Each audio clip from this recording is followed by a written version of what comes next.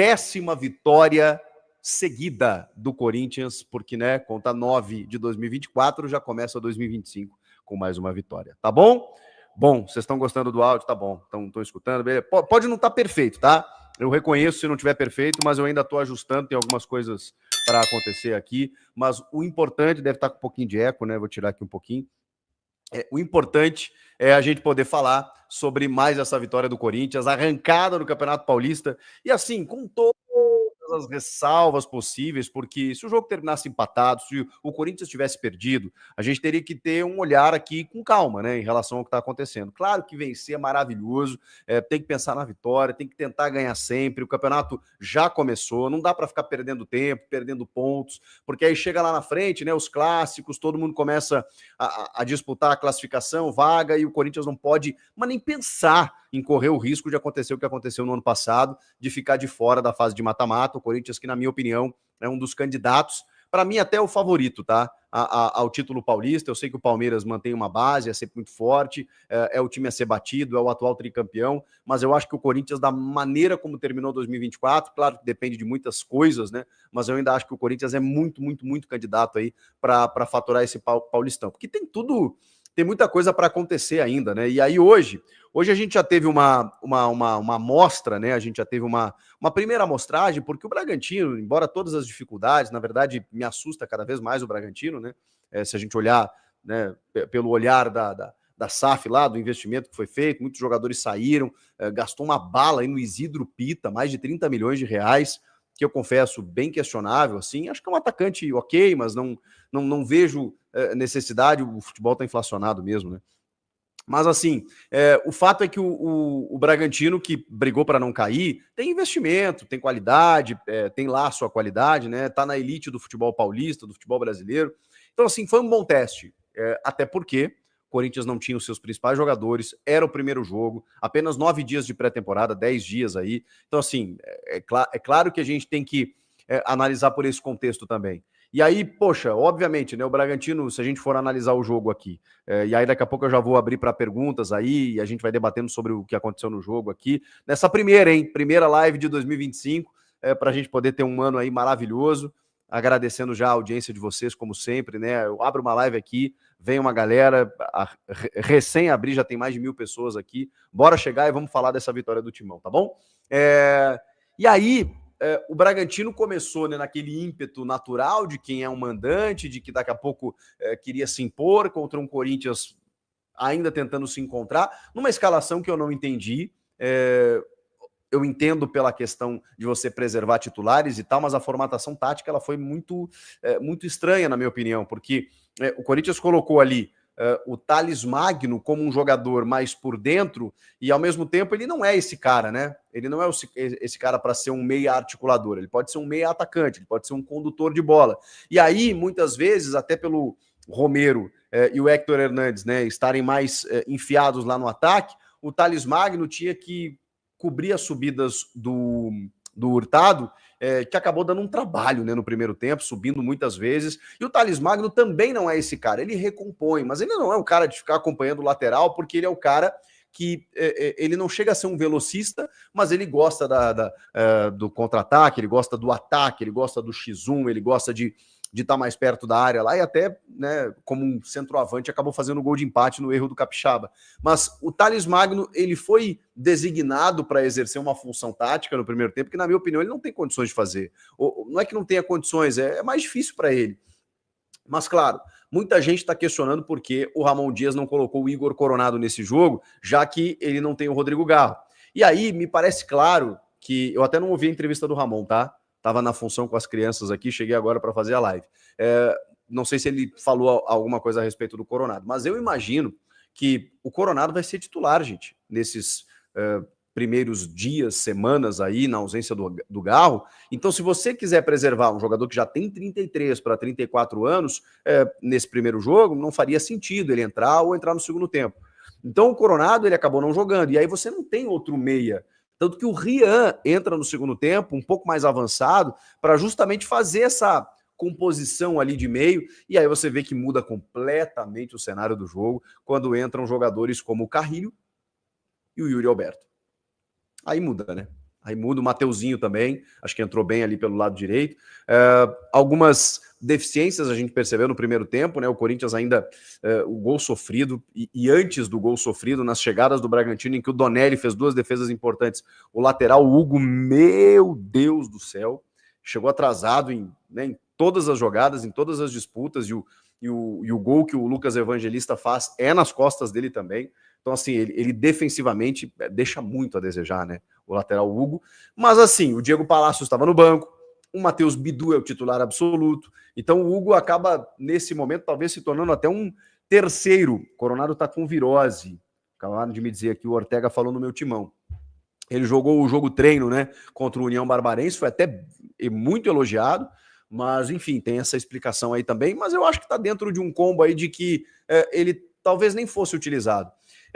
Existia uma bateria física aí para entender quais jogadores poderiam jogar já nos primeiros jogos. Eu não achei que o Yuri Alberto fosse entrar no jogo. Mas aí, cara, eu tô gostando da mentalidade do Corinthians. Porque, assim, o Corinthians quis ganhar o jogo. Era o primeiro jogo, era com reservas, era fora de casa, mas o Corinthians quis ganhar o jogo. O Ramon Dias quis ganhar o jogo. Quando ele bota o Carrilho e o Yuri Alberto, ele quis ganhar o jogo. Quando ele tira o Héctor Hernandes, que pô, eu talvez fosse a única pessoa do mundo que tivesse esperanças nesse espanhol aí, cara. Eu ainda tenho. Mais até do que do Pedro Raul, mais até do Héctor Hernandes do que do Pedro Raul. Inclusive a comissão técnica, talvez, né? Que bota ele de titular, deixa o Pedro Raul lá, que nem foi inscrito na primeira leva, depois eles voltam atrás e tudo mais. E aí o Ramon Dias quis ganhar o jogo. Porque aí ele tira o Héctor Hernandes, dá uma chance para o Pedro Raul e diz assim, vai lá, meu filho, se consagra.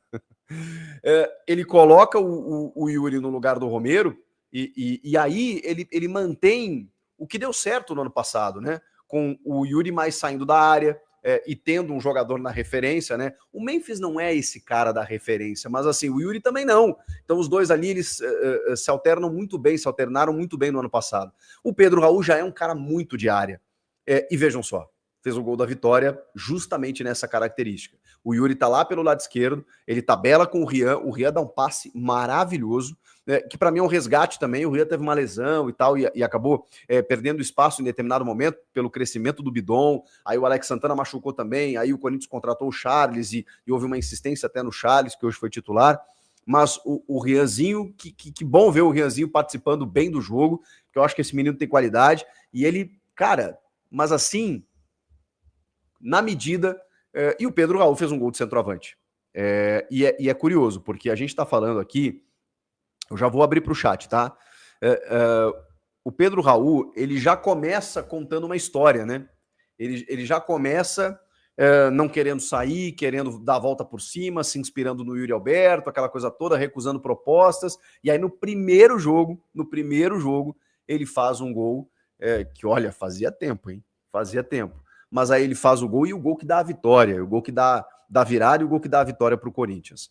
Vai lá comemorar com a torcida. É o primeiro jogo da temporada e a primeira rodada do Paulistão. Isso não significa quase nada. Mas, cara, não interessa, né? Podia ser um amistoso, podia ser um jogo treino, podia ser um jogo da FC Series lá da Florida Cup. Quando a gente está falando de um cara que precisa de confiança, que precisa aproveitar todas as oportunidades que lhe são dadas para que ele não seja negociado, para que ele seja uma opção, uma alternativa, ele cumpriu o seu dever. A bola chegou para ele e ele resolveu. Então, assim, o Yuri até entrou no segundo tempo, ele teve algumas chances assim, né? E o pé ainda está descalibrado, o que é natural. E assim, se o Pedro Raul errasse esse gol de cabeça, ou se ele perdesse alguns gols, ou se ele não fosse bem no jogo, como o Héctor não foi, provavelmente a gente estaria aqui pesando um pouco a mão.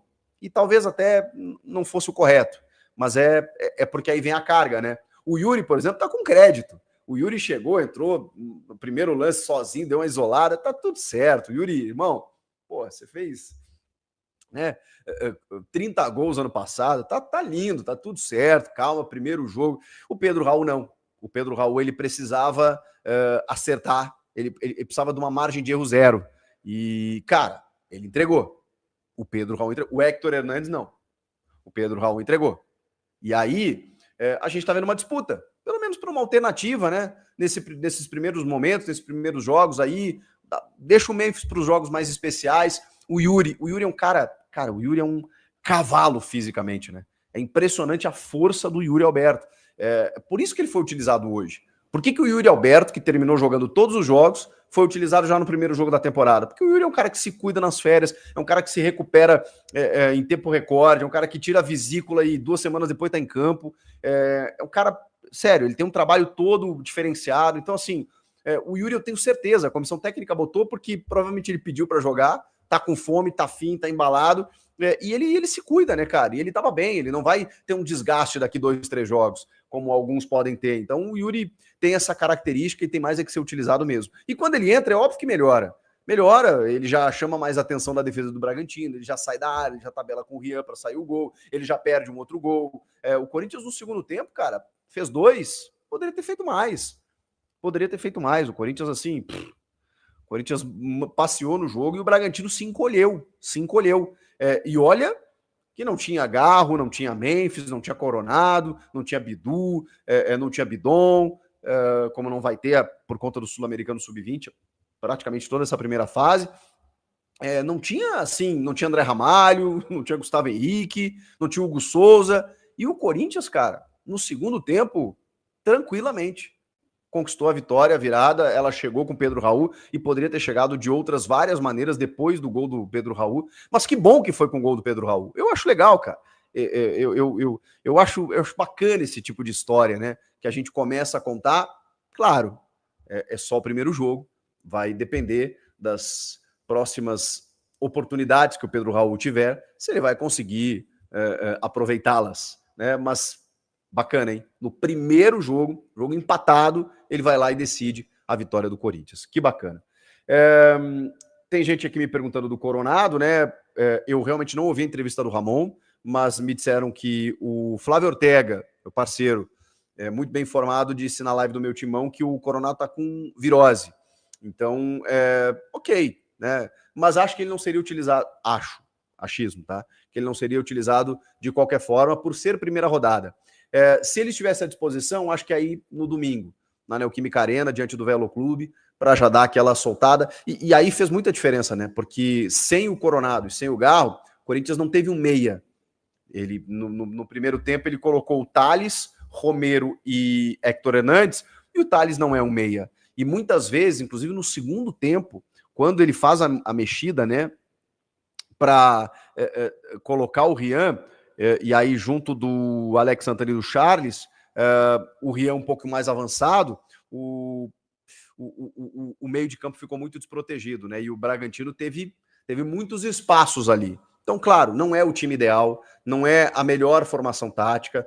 O Ramon Dias está, obviamente, né, preservando alguns jogadores e não dava, né? Eu sei que o torcedor queria, eu também queria, confesso para vocês, ver aquele time que terminou a temporada, né, naquele último jogo contra o Grêmio, nem me falem, né, aquele passeio em Porto Alegre, aquele 3-0, com Memphis, Garro, Yuri, todo mundo, mas não dava, né, não dava, por várias circunstâncias, tem uma maratona de jogos, tem clássicos ali na frente, tem pré-libertadores, então 9 dias, gente, 9, 10 dias aí de pré-temporada é muito pouca coisa. Então, assim, eu entendo, e que bom que mesmo assim o Corinthians ganhou, então acho que isso é o mais importante. Só chegar. Com relação ao jogo, vamos lá. O Corinthians ele conseguiu hoje uma boa vitória aí jogando fora de casa contra uma equipe que é qualificada. Por mais que o Bragantino tenha capengado na reta final do Campeonato Brasileiro, só pegar o ar-condicionado aqui, mano, para baixar um pouco aqui a temperatura, porque baixar não, aumentar, tá um frio da porra aqui. Peraí. Pronto. O Bragantino, mano, é uma das equipes qualificadas do interior de São Paulo, capengou no Campeonato Brasileiro, mas a gente sabe o quanto é difícil jogar lá.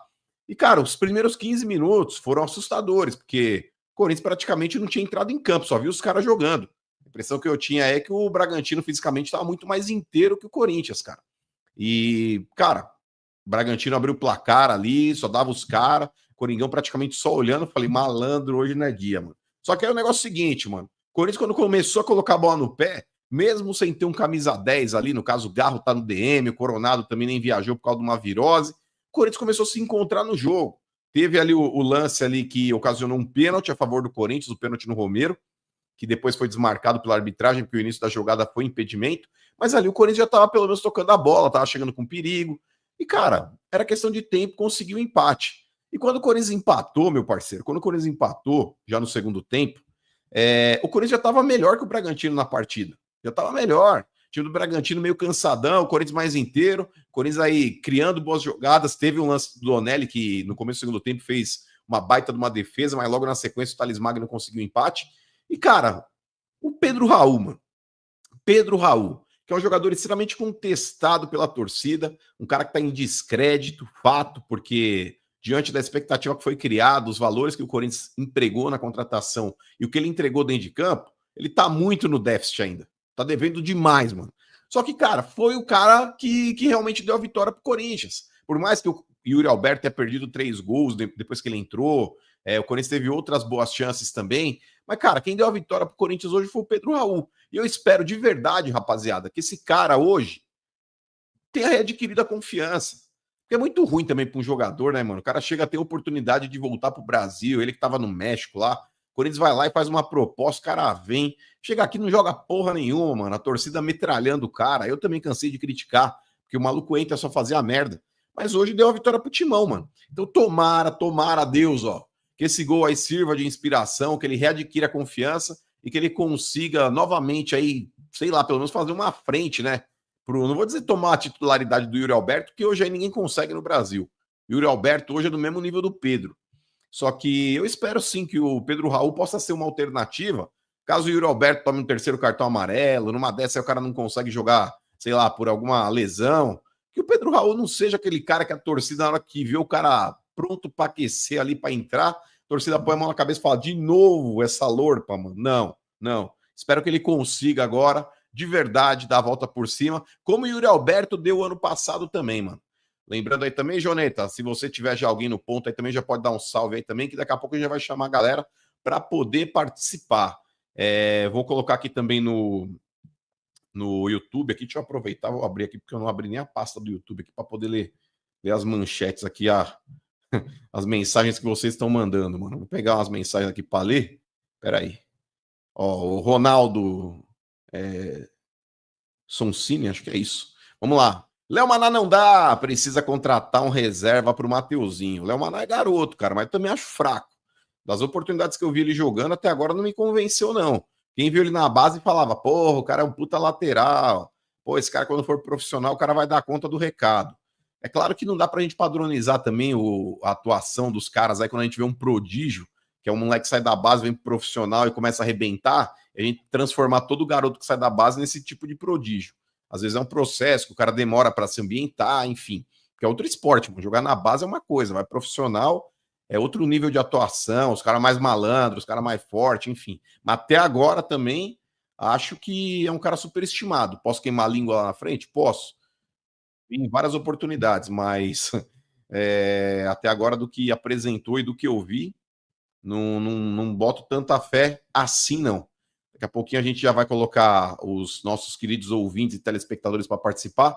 Vou ler mais uns superchats aqui só para dar uma moral para a galera que está seguindo a gente aqui também na live, tá bom? Ó, o Ronaldo Jali, 81 é pinga? 81 ou 51? Colocou aqui 81.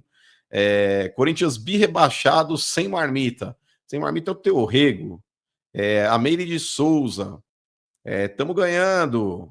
Os caras aqui estavam mandando já mensagem antes de começar a live, mano. Acho que na hora que tava passando o jogo. Deixa eu ver. O César Ojeda, ele tá falando, cadê o Benja? O Benja, cara, ele tá com disenteria. O Benjamin, ele foi cismar de comer um miojo hoje. Ele não tá acostumado, mano. O Benjamin, se ele fugir do franguinho com salada que ele tá acostumado, vocês estão ligados que ele não tem estômago para isso. Então, é um sem saúde da porra, mano. Mas vamos lá, ó. O Jefferson Araújo. O Palmeiras não tem mundial. O Palmeiras não tem mundial. O Palmeiras não tem mundial. O Palmeiras não tem mundial. Bi rebaixado e não tem mundial. Essa é a musiquinha eterna. Antigamente não tinha copinha, não tem mundial. Mas agora os caras ganharam copinha, então agora só não tem mundial mesmo. Chupa porco. O Anderson Vilela. Primeiro pós-jogo e os caras não conseguem entrar no pós-jogo. Tamo aqui, ô Jume. Como não consegue entrar? Tamo aqui, ô seu lazarento. Primeiro pós-jogo com vitória do Timão no ano, hein? Coringão 100% de aproveitamento. Coringão é foda, né, mano? Corinthians é o time a ser batido. Eu falei pros caras, mano, esse ano não tem jeito, mano. Corinthians é o time que todo mundo vai querer ser. Todo mundo vai querer ser. Tem um Garro no meio campo, tem um Memphis lá na frente, o Yuri Alberto fazendo gol a dar com pau. Coringão é foda demais, mano. Porra, mano, tá com saudade de ver esse Corinthians protagonista aí, mano. O Vitor aqui tá mandando uma mensagem. Mano, me explica por que o Ramon Dias gosta tanto de jogar com 3 volantes. Hoje o Coringão começou o jogo aí realmente pastando bastante, porque, cara, não dá, mano. Não dá, mano. Tava jogando ali o Martinez, o Charles e o Alex Santana. Ninguém é de criação. Tudo bem que o Garro tá no departamento médico, tudo bem que o Coronado acabou não viajando também porque pegou uma virose, mas precisa improvisar uns caras de mais qualidade, mano. Carrídio, tá ligado? Precisa ter uns caras desse mesmo. No segundo tempo aí mesmo, aí até entraram, o Yuri Alberto, o Mateuzinho, os caras todos lá. Mas, cara, na boa, jogar novamente com 3 volantes e 3 atacantes é suicídio, porque muitas vezes o atacante morre de fome, mano. Quando você pega um meio campo que não tem criatividade, por mais que o Martinez tenha feito umas jogadas aí pela direita, o Alex Santana tentando aí também, através de alguns passes ali, também colocar atacante na cara do gol, mas precisa ter uns caras igual o Garro, igual o Coronado. Vamos ver se na próxima partida aí, quem sabe, no jogo aí contra o Velo Clube, o primeiro jogo do Corinthians na Arena esse ano, se o Coronado já tiver apto, tomara que ele jogue, porque se o Garro não puder jogar, o substituto imediato tem que ser o Coronado.